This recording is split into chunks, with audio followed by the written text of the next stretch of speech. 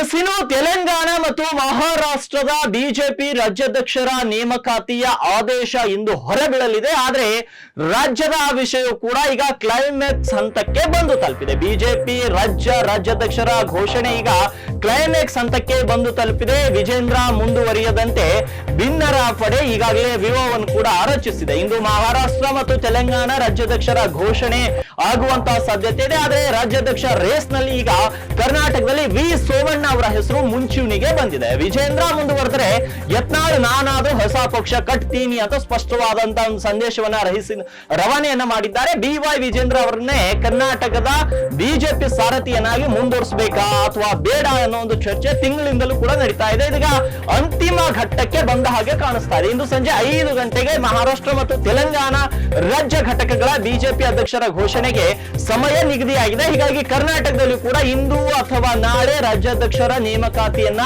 ಘೋಷಿಸುವಂತ ಸಾಧ್ಯತೆ ಇದೆ. ಆದ್ರೆ ಹಾಲಿ ಅಧ್ಯಕ್ಷ ವಿಜೇಂದ್ರ ಭವಿಷ್ಯವು ಕೂಡ ನಿರ್ಧಾರವಾಗಲಿದೆ. ಅವರೇ ಕಂಟಿನ್ಯೂ ಆಗಬಹುದು, ಇಲ್ಲ ಆಗದೆ ಇರಬಹುದು.